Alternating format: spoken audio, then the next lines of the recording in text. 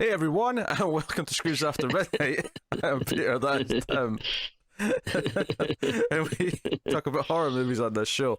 And that opening there for the video people, the audio people didn't see a thing. But for the video people, I was doing a little joke because I was showing my desktop because we're talking about Unfriended, Dark Web, the sequel to Unfriended, which takes place entirely on a computer screen, although it's a filthy Mac. Not a proper computer screen. I say that. I'm not being that serious. Don't get angry and send messages about how much you love Macs. It's okay.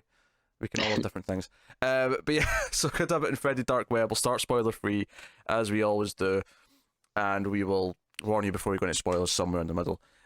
So I think first things first, just to briefly recap our feelings on the first Unfriended, Timmy. I think we both expected it to suck, just based on the premise. We thought, oh, this is stupid. This won't be very good. And then we were both pleasantly surprised that it was actually quite a smart little movie. I think pleasantly surprised is the best way to put it. I think anytime something sounds a little too gimmicky, it's you don't really get too excited for it. You just kind of assume that it's not going to be that great. It's so I think two big things is like it sounds gimmicky, and also like. Kind of mentioned it before when we were talking about like Slender Man, but like just internet stuff doesn't really do much for me. Like I don't think it's like you can't have spooky stuff on the internet or whatever, but we just seen a lot of really bad examples with it. A lot of bad examples. A friend request being another one that really upsets my cam. But yeah, like you said though, pleasant surprise. I enjoyed the first one quite a bit. Yeah, as did I. Outside of the last 5 seconds where I had to do the bullshit jump scare at the end, like the movie was quite impressive because it did a lot of things without saying anything. It just you watch this computer screen and you see them like click on different things. You see things being like sort of put together by like Google searches and it helped that it had real Facebook, real Twitter, real Skype, all these things. And it built a story and it was effective. It was effective because it was like, okay, there's someone mysterious on the Skype call. How do we deal with that? And it, for the most part, it was really effective. And it was all these little slice of life things. I think people who have never used a computer or have never used these types of programs may not get the same thing out of it. But I think if you're used to using, like, say, Facebook Messenger, and you're used to like seeing the person type something, but then it goes away, and you're like, oh god, what are they going to say? When it's like a really, you're waiting for like an answer to a really important question, but they're like not answering quick enough. Like, all those little slice of life moments, it did really well with using all that. I guess I didn't think about it before, but it would be interesting to watch, like, someone in their 70s or something watching these movies. A 70-year-old reacts to Unfriended. Yeah. But yeah, so one of the things that I said though after I saw the first one and liked it quite a bit was that I don't really think it needs to be copied, and I don't really think we need a sequel. Sure. I don't really need someone else to try this. It was someone executing and using what the idea was to almost perfection for what that idea could be, and we can just leave it at that. But naturally it did fairly well for its budget, and we've got Unfriended Dark Web. And I feel like I was expecting this to suck again, just because, well, they can't do this twice. They can't make it work a second time. But amusingly, the critical reception when the movie was released a few months ago was oddly positive, and I was like, have they done it again? What? Like, have they done something different? Have they made it work different in a different way that adds to it in terms of a sequel? How are we dealing with this? So I was curious to jump in, and the core premise difference in this one, and I appreciate that it starts off kind of differently in that you can tell immediately that whoever's using this laptop stole the laptop. It's not their laptop because they're trying to like get the password right and it's not working. And then from there, the actual threat is very different to the first movie, because the first movie it was the ghost of this teenager that everyone in the Skype call had in some way been responsible for her depression, for her demise. This one's very different. It's the idea that this laptop that was stolen has ties to like some shady characters who use the dark web to do shady things. And it's sort of going down that rabbit hole that leads to the danger and what's going on. So that's the basic gist of it. I won't say anything else. I feel like anything else beyond that plot-wise would be Spoilerville. So I'm going to keep that until spoilers. But I shall ask the question, Tim, did you enjoy Unfriended Dark Web? Yeah, I was actually pretty. I don't know if I want to say blown away, but I really, really, I really dug this. I like, cause yeah, with the first one, I think, like we said, I was pleasantly surprised, but I still didn't think it was like the best movie ever. Like, they did really good with that concept, but I still thought it was just like, good to okay kind of movie. This I thought was great though. Like it still has the gimmick of everything on screen, but I just found it more compelling. I liked the characters a thousand times more than the characters in the first movie. I think maybe that's one of the big differences here is I actually cared about the characters. I thought they were interesting and had personalities, whereas like the last movie they just were all kind of annoying teenagers. Where like there's one annoying guy in this movie, but even him like I found more enjoyable to watch than the kind of annoying guy from the last movie. Yeah, Um, I think that's fair. The characters. It was one of the sort of things where they were kind of annoying in the last movie, but they were annoying in a very believable way for what they were. oh sure, Like yeah, it felt authentic that they were that annoying. Uh, yeah. no, I liked it too. It's our way of saying young people suck. Yeah, basically. No, I like this too, and I think I do have some critiques. Mhm. Like there was points where the overall premise went a bit too far and predictable for me in a couple of cases. Okay, And but I would say like it's I would say it struck me along pretty well. Like I never really felt bored at any point, and I was like really getting into wanting to find out what happens and oh sure, learning yeah. more about what's going on. So I thought they did a good job like building the suspense and stuff. I think there was a point where I knew how it was going to end. Like I knew what the final revelation was going to be, Yeah, and it yeah, I kind kind of assumed that a little bit. Yeah, and it took the wind out of it a little bit because it took away a little bit of the mysterious of it. From that's from fair. the first say half of the movie, when it was more in tune. Because one of the things I liked about the first one is that the way that you found out more about the main character who was using the computer because of who like her like pausing something and going to Google something or searching something, or going to type something and then deleting it. You'd actually learn a lot about her through her actions on the computer, and the other people wouldn't see it. And that felt like we were closer to her. Like we understood her on this That's level that was sure. different.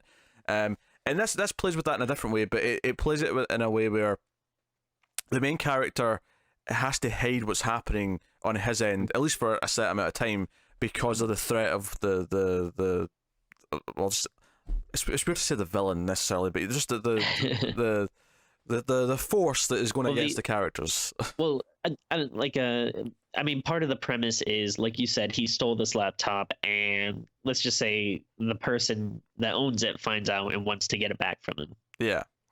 And it's interesting because it plays with this idea, because I'll save this for spoilers, but there's a neat little trick that plays upon how we're watching the movie in the first place, that I think is kind of smart. But I was mostly into it. I mostly liked the characters. I mostly dug how it used the new elements, the idea that this is a stolen laptop, the idea that there's hackers involved this time, kind of like messing with things, the idea that there's, because this is, I don't think it's actually that weird to say that this one is not supernatural in any way. Yeah. The first movie had like a ghost type kind of thing going on. This one doesn't have that at all. It is purely I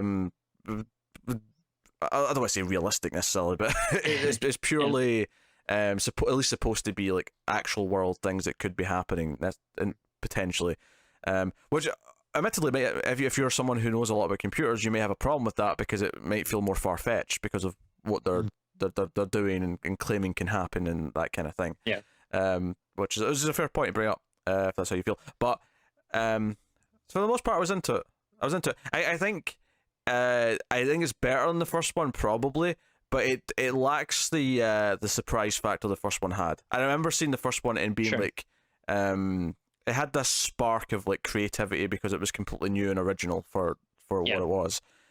Whereas this one, it was in some similar things here or there, but I appreciated how it evolved the concept by saying, no, this time it's someone else's laptop, and that's going to, that's where the mystery is coming from, as opposed to, oh, it's just a ghost on the internet, which was fine in the first one, it worked, but Yeah, and like it brings in some like real life stuff too, like one something that happens to one character is something that you hear about like online that's like kind of Mm. like a very shitty thing. But yeah, I guess save that for spoilers. But like there's stuff like that. Just like the whole idea of like the dark web and like Bitcoin and these kind of things that you hear about. I like that's like incorporating these elements and like you said, yeah, this is like all stuff that we didn't see in the first one and kind of new grounds to explore. So it's interesting.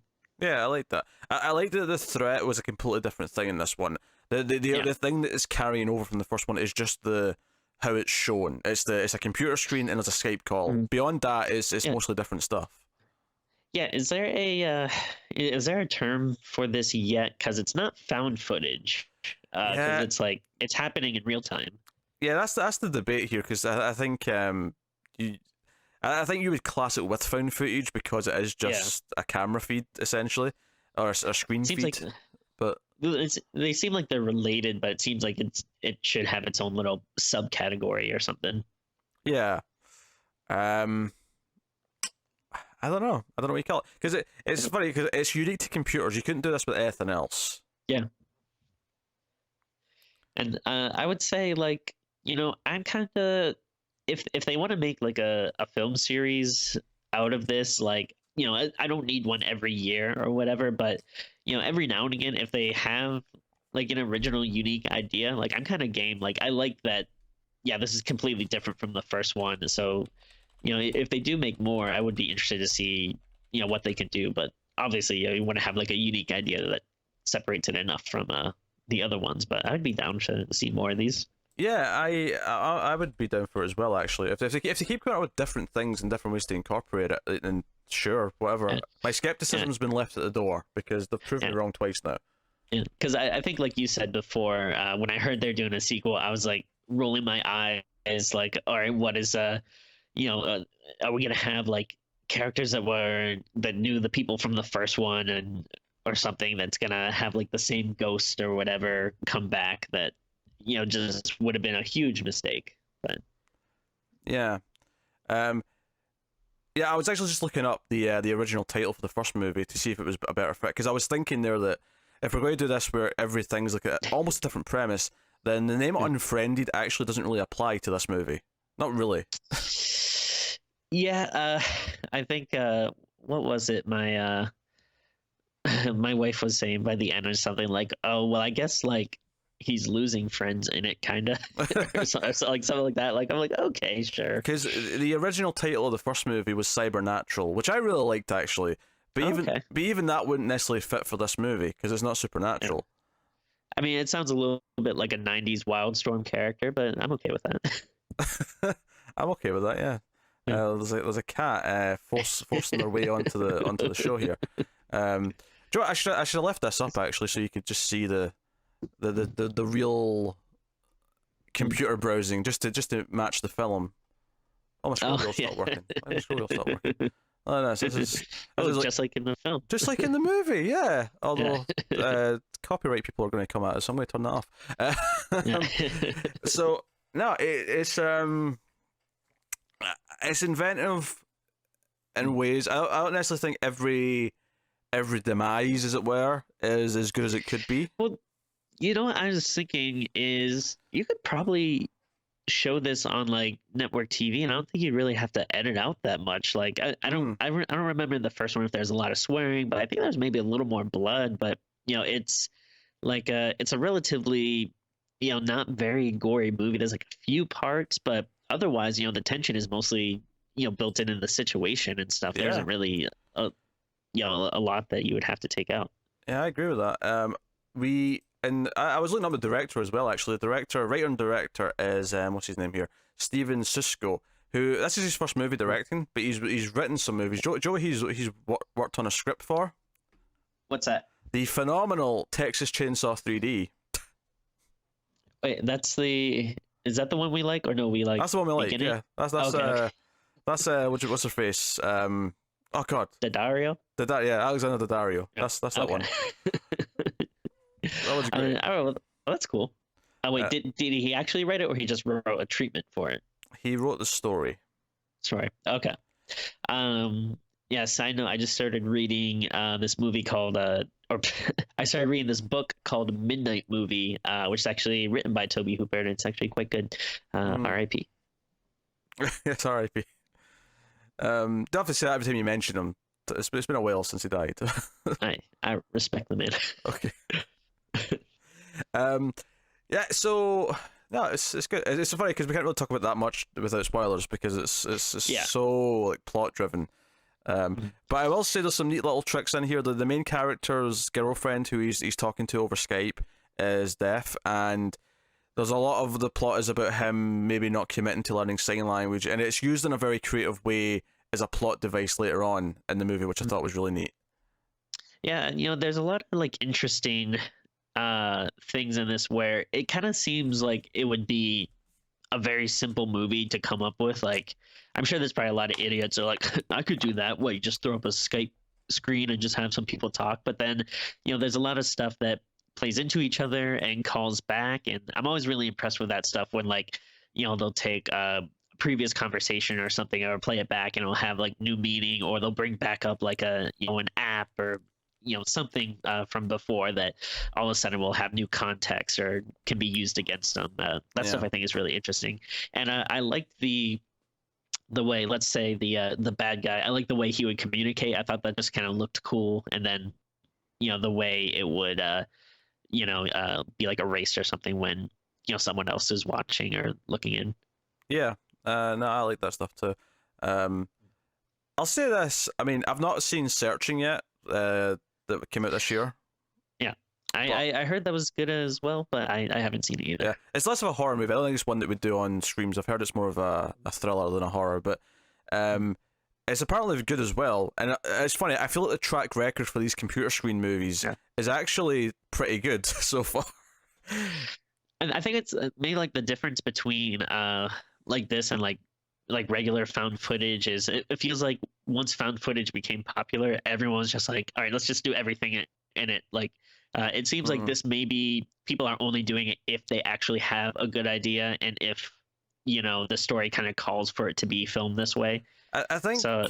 If that's the case, Yeah, I think maybe what it is as well is that to do this, I mean, arguably this should also be true for found footage, but I think this requires a smarter script. It requires you to think mechanically of how you use what's on the computer screen to tell your story.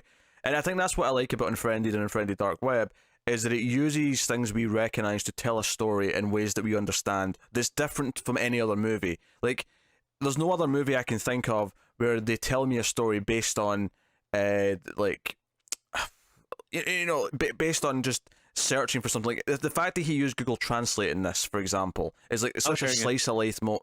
Because at one point a message comes up in like Spanish or whatever. He's like, "Oh, I don't understand that." I was like, "Oh, you should." And I actually thought to myself, "Oh, you should Google Translate this," and he immediately copy and pasted it in Google Translated. And it's little things like that. It's like, this feels like a real person. It feels like a real person because he's doing things I would do. Yeah, I feel like it's either like usually people will like try to use the internet, but then it's unbelievable. Like, remember in was it the Bye Bye Man? He does an internet search and like nothing comes up, and it's like anytime you Google anything, at least something will come up. Which, to be fair, did technically happen in this movie. He googled a name, and it did at least say, "Did you mean this?" But there was there was no results for it. Yeah, but I feel like it's either they do that or they do something unbelievable where they just have like some weird app that does something or that no one's ever heard of or something like. But yeah, like you said, it's cool that they're using real stuff and doing stuff that you would normally think to do if you're using the internet. Yeah. And again, I'm sure someone who's really savvy, really tech savvy, and actually like a hacker or whatever could probably point out flaws in this. But for someone who doesn't, it seems fairly, believable for the most part. There was one visual thing that kind of bugged me with something on some of the webcams that felt like, I get what it's supposed to be and how it's supposed to work, but it just felt a bit just, we'll do this because it's creepy. Sure. As opposed to actually feeling as down to earth as a lot of the other stuff. But it is what it is.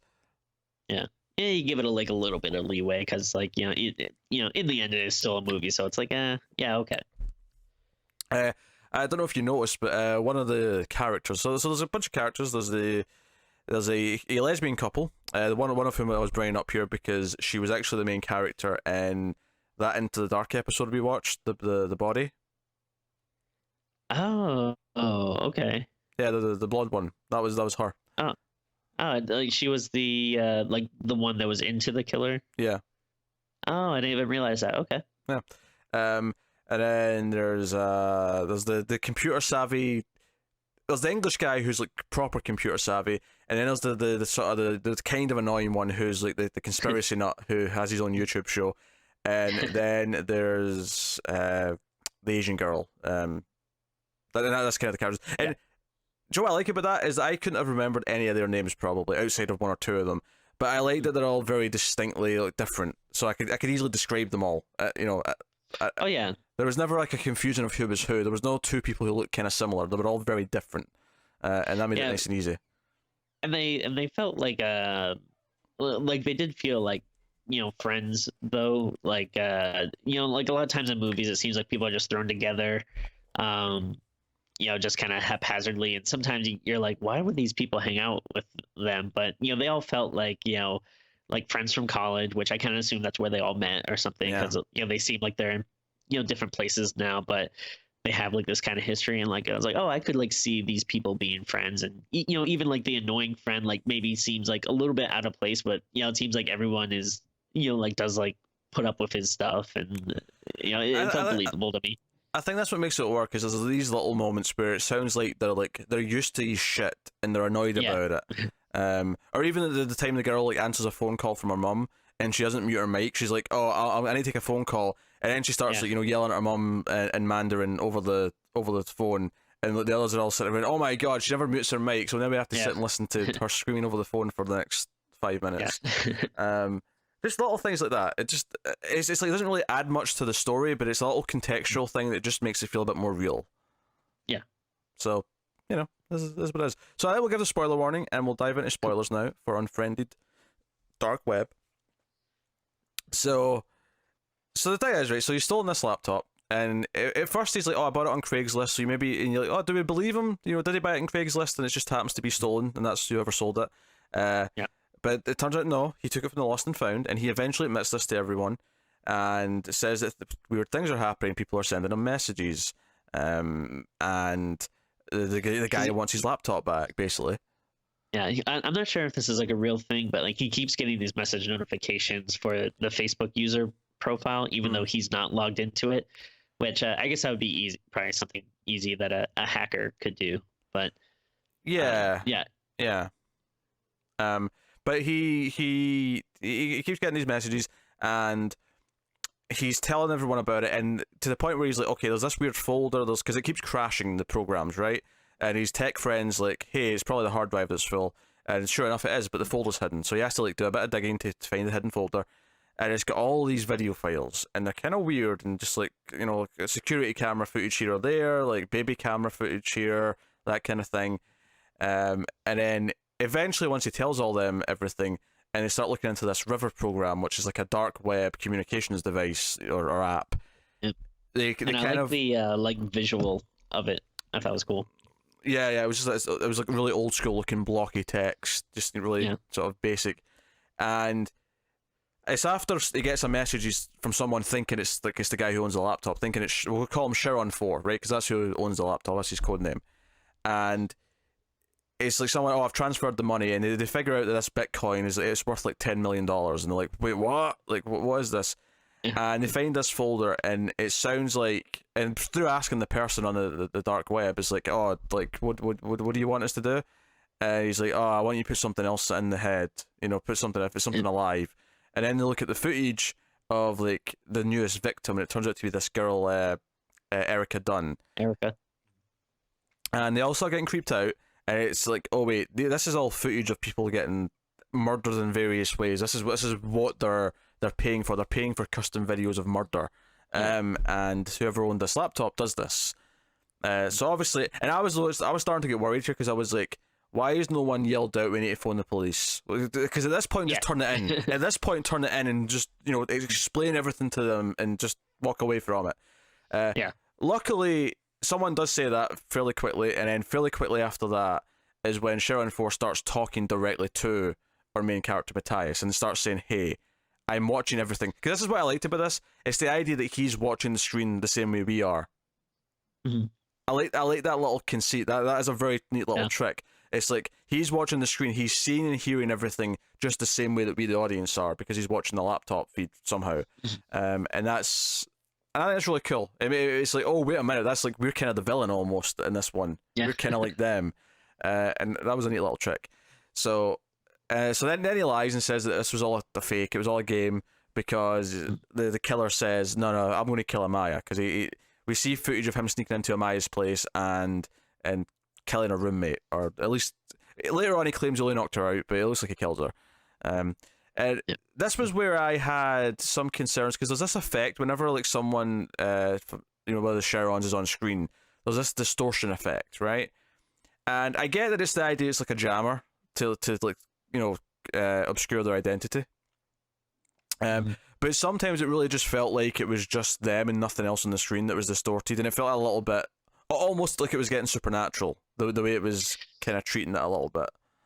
Yeah, like I was kind of wondering, like, how did they do that? And like, I'm not very tech savvy, so obviously, like, yeah, you could tell me that, oh no, that's something that people can do, like, just with whatever, but like, I don't know. It was fine until a point, but there was a couple of times where it really felt like it was almost like they popped out of existence, like it was like they weren't there at all.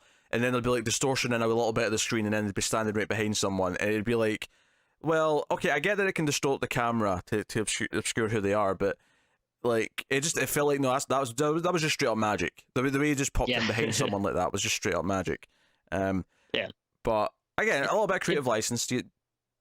Let it go. Sure, yeah, like it's I understand the criticism. Like it didn't really bother me, but I definitely get like. It is something that popped into my mind as well. But, I think it's because so much of it feels authentic, because they're using real Spotify, they're using Facebook, they're using, all these different things, Google. There's something like that sticks out to me a little bit, because it's like, oh, everything's so steeped in reality up until that point. Just a bit much. But I mean, like I say, it's not a huge deal. But he starts lying to everyone because the killer says he'll kill Amaya if he doesn't, keep everyone there. If anyone leaves, anyone phones the police. So he lies and says it was all a game to get them to calm down and not have to, as the cat's doing things in the back. 2 cats even, actually. There's 2 of them. So no, that's kind of where it goes. And then he has to convince Amaya to come see him, even though she's mad at him. Because he's been building this program to help with sign language, but she's pissed because he's supposed to actually just learn how to do sign language.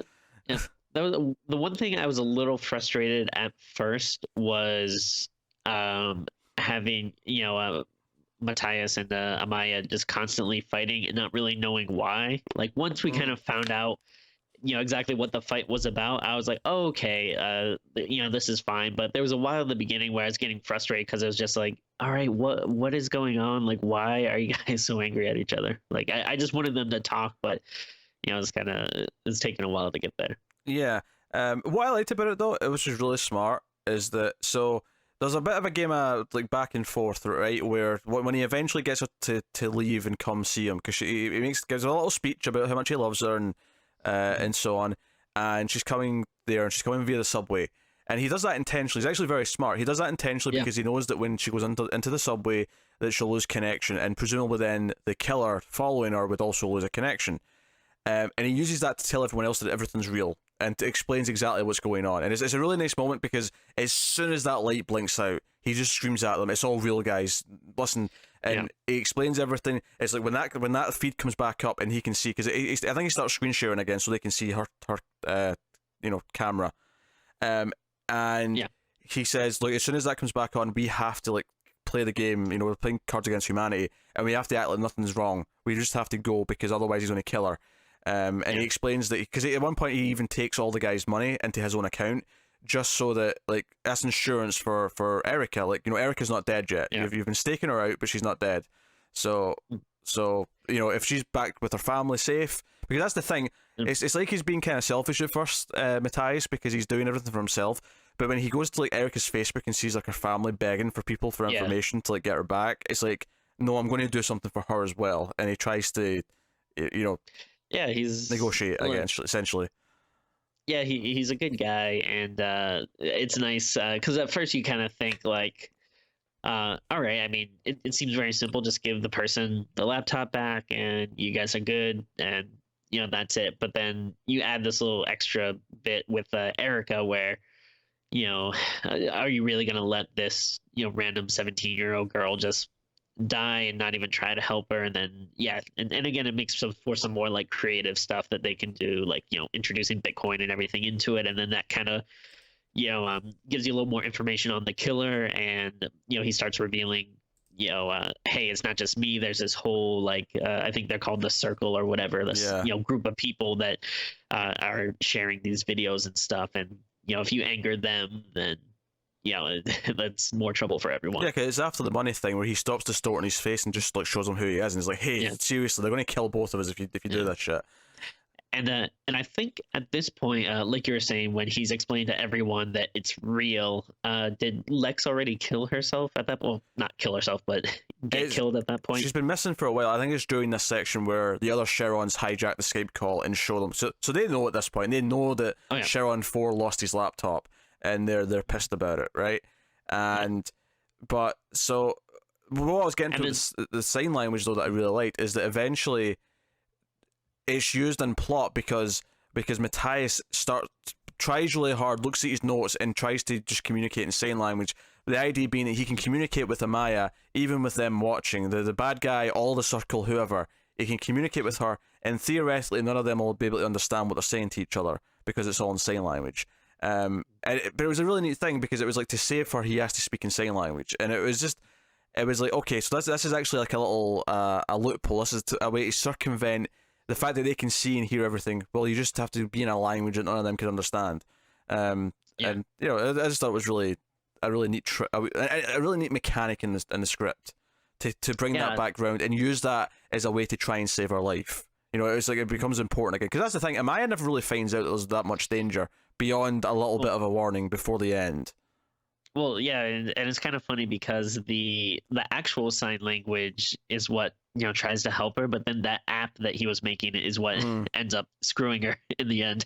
Yeah, because the bad guys hijack his app that kind of like, you can type in words and then it'll do like clips of the sign language pre-recorded, and it tells her to go into this building, which we recognize from one of the earlier videos, and then it seems like she's killed after.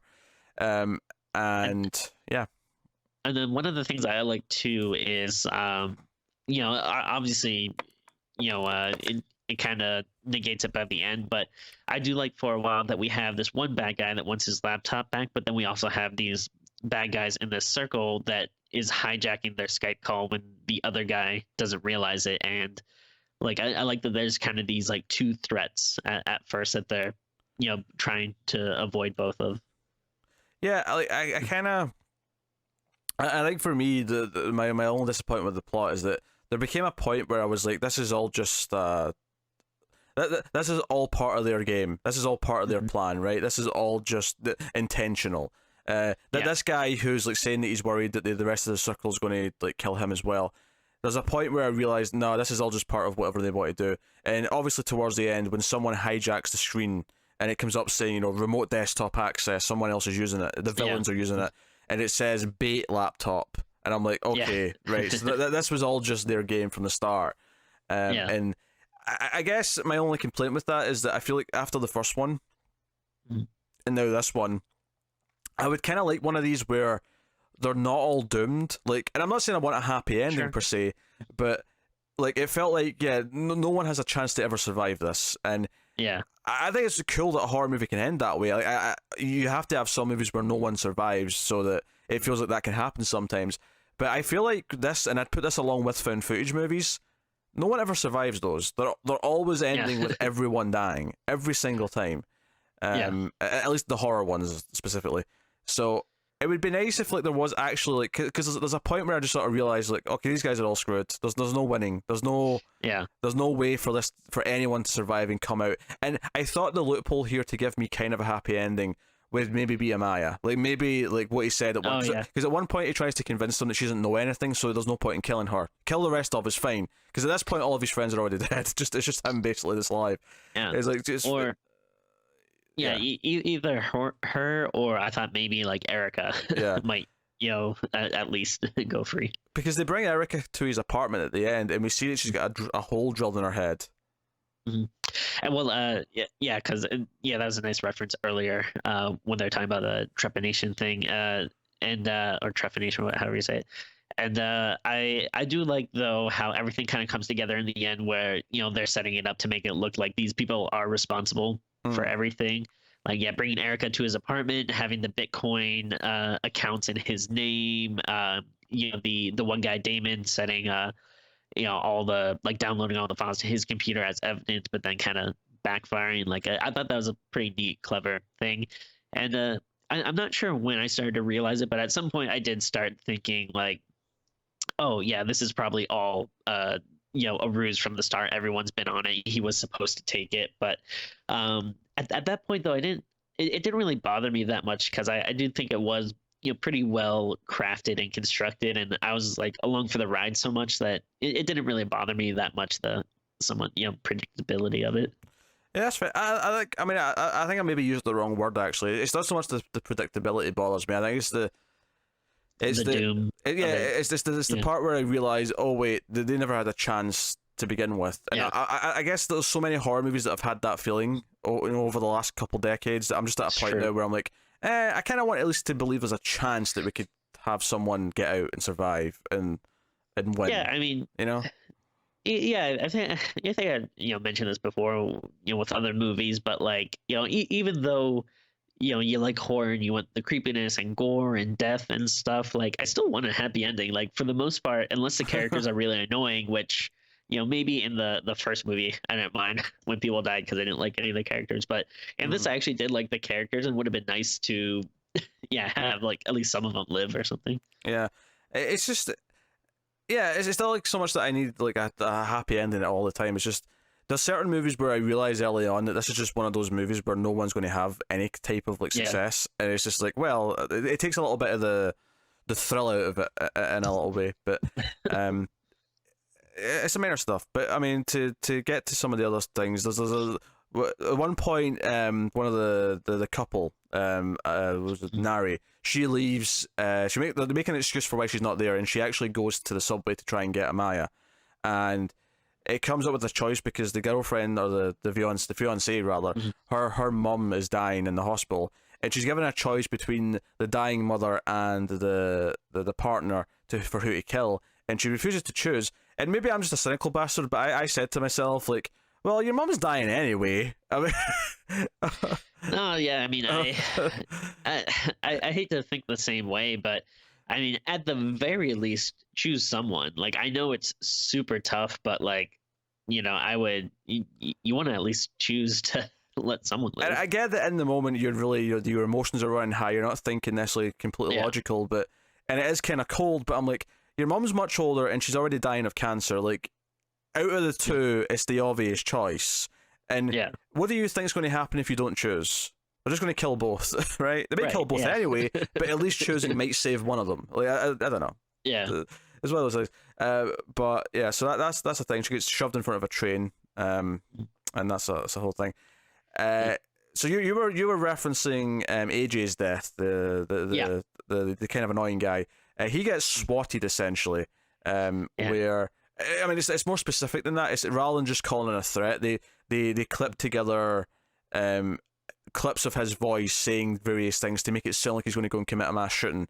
So a SWAT team show up at his house, and it's really like I liked how this was all done. Like it's anytime you kind of start to see the other people popping up in the Skype chat, it's a very like cool, like, oh man, something's about to go down. And then I like that, like, I mean, I didn't really know exactly what they were going to do at first. So once they start showing clips of his like, YouTube videos and stuff, it's kind of like, all right, so where are they going with this? What are they doing? And then, once they start calling 911 and then playing the clips, and you're like, oh shit, and then Yeah. it's just very like smart, inventive way to death or way to kill, and then it's Way to death. and yeah, I deathed someone.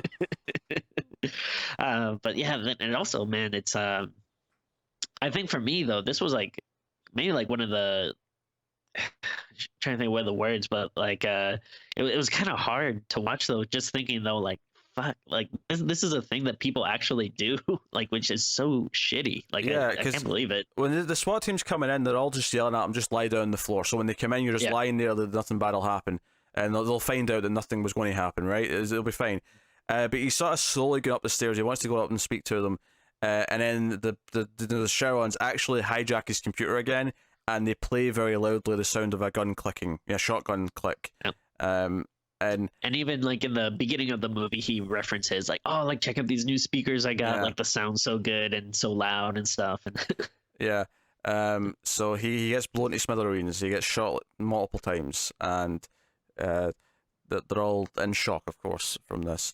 And at the end of the movie, because eventually, of course, Matthias tries to leave to go find Amaya, and he leaves his computer on, and he's left it on because what's his name, Damon, the computer guy. He's like trying to download everything still, so he's like, leave your computer on so I can get it all. And then he eventually gets hung in his apartment, and we see them writing a suicide note, like sort of saying, "Oh, me and my friends did an awful thing. You'll find the evidence here, and it's all the stuff that he's downloaded and all that." But Matthias is on his bike, and he's on his phone, so we're looking at him from his phone camera. And then eventually we get like picture in picture with the street camera as well, and they basically put up a vote, like for all the people watching this. It's like, this is people watching this game night, game night 14, I think the number was, and 23,000 people vote. There's 23,000 people watching this, and like 90% of them say no, he shouldn't live, and then immediately a van comes in and hits him, and that's the end of the movie. But outside of the fact that the camera pulls back from the computer screen, and we see like Sherron 1 presumably, and we see like all the other Sherrons and all the other places all kind of smiling at the camera. It was better than the end of the first one because it wasn't like a bullshit jump scare. I did think the smiling at the camera was a little bit over the top. It was a little bit, hey, look how creepy we are. Yeah, that's fair. It didn't bother me that much. I feel like maybe they could have come up with like a little bit of a better death for Matthias. Like, I mean, it was already stupid that he was just like stopped on his bike in the middle of the road. Like, I mean, I know he got a lot going on and everything, but I was like, just pull over to the side or something. But I don't know. I think for me, I think one crazy person who's really good at doing all this is creepier to me than, oh, there's like thousands of people all over the world who are all working together to do this thing. Yeah, it was a lot. Like I think the numbers looked like it was like something like 20,000 or maybe it was even going. It was 23,000. 23,000 people voted. Yeah. Yeah, like that's too many. Like I do like the idea of like the circle, this kind of menacing like Illuminati kind of group. I do like that idea, but yeah, I don't want it to be like that big. Like maybe just a few people would be fine. Like I feel like you have to have at least more than one because like you need to have at least someone in England or wherever Damon was.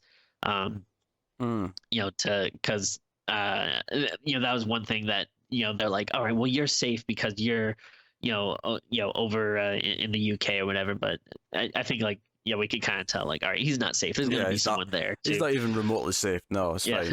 They've got people everywhere. Yeah, so I like that they have like different operatives and stuff. But yeah, I think it is a little too much. Yeah, I still like the movie a lot. Like I don't want to come down too negative on it. Sure. I think for me, just in the last act when it kind of revealed more and more of this stuff, I like some of it. I like the sign language being used. I liked all that kind of thing. But the actual people behind it got so big and whatever that it lost some of the creepiness to me and felt more like a conspiracy thriller than it did like the horror movie element, I guess, that I like. It's just a taste thing in terms of what I find to be actually interesting and creepy, as opposed to, because it was reminding me of that Emma Roberts movie that I watched last year. Oh, Nerve. Yeah, where they're all playing the game where they all like vote for them to do like a dare essentially. It reminded me I of think I that a little bit started at the it, end. but never finished it. Yeah, it's okay. Like Yeah. it's not as bad as it sounds at first, but it's also not the greatest. The ending's a bit weird. Yeah. But it's, I no, but it's pretty good. It still uses a lot of the moments really smartly. It uses all these different mechanics to tell its story in a different way that's fairly unique. And it didn't feel too old because it's the second movie. It felt like they were doing fresh enough things with it and doing slightly different things. Yeah. The threat being different was a really good idea. As far as compared to the first one, it's kind of funny because I would agree it's probably better in an objective way because the characters are more likable, and I maybe cared more about saving Amaya than I did like saving anyone in the first one. But at the same time, I don't know if the first one got as convoluted with its plot, I suppose. Sure. As it went on. Well, let me ask you this: What would you rather have, the bullshit jump scare at the end of the first one, or the kind of pullback, non creepiness of this one? I guess this one. I think though, if you just cut the jump scare at the first one, I'd prefer the end of the first one more. Yeah, I think overall, I think I like this a little better than the first one. Mm-hmm. It's you kind of mentioned it before. It is always kind of hard, like it'll make it seem less unique since this was the second one. Even if they are doing different stuff, but just the fact that it is still kind of the same gimmick, that it's all on a computer screen or whatever. But I definitely enjoyed the story and the characters a lot more in this. So I think I would like I still do like the first one, but I think I would nudge this one up just a little bit more. Well, it sounds like we're rating it, Tim. What are you rating it?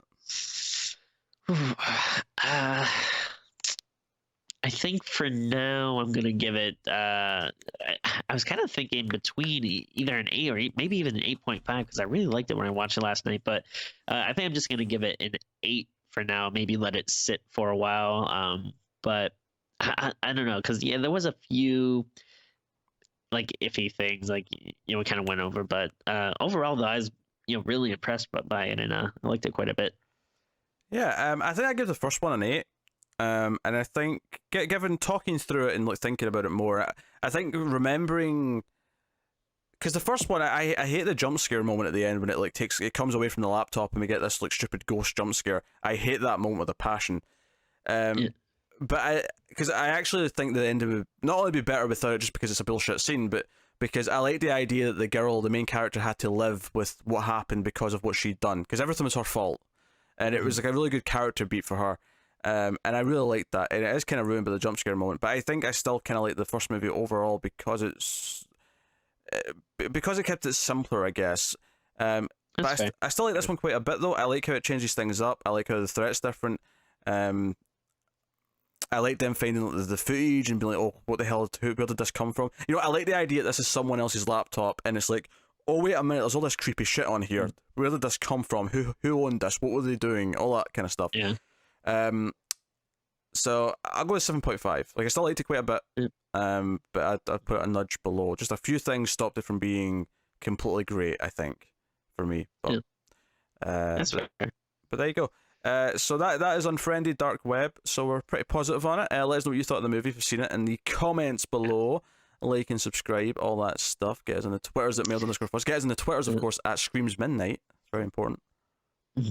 Yes. You gonna say something, Tim? Looked like you were. Oh no, I was gonna say, I was kind of bummed that we didn't get to do this earlier, because I would have totally been down to go see this in the theaters, but I think it was like in the theaters for like a week or something out here. Like it was, it was one of those ones that was gone. But yeah, there was a reason why I didn't do it. I can't remember what it was, but there was a reason why we couldn't do it when it hit theaters. Yeah, I think maybe there might have been a difference between release dates, and then, but also, just the fact that it wasn't around very long. Yeah, I think it was also right in the middle of when we were like stacking lots and lots of episodes for October. Oh, sure. But yeah, so get us on patreon.com/MailFuzzTV if you want to support the show and the channel and everything we do here. It helps us out a lot. You get some bonuses and you can feel warm and fuzzy on the inside. But otherwise, that is us. So thank you once again for watching or listening. We always appreciate it. Keep watching scary movies, and we'll see you next time.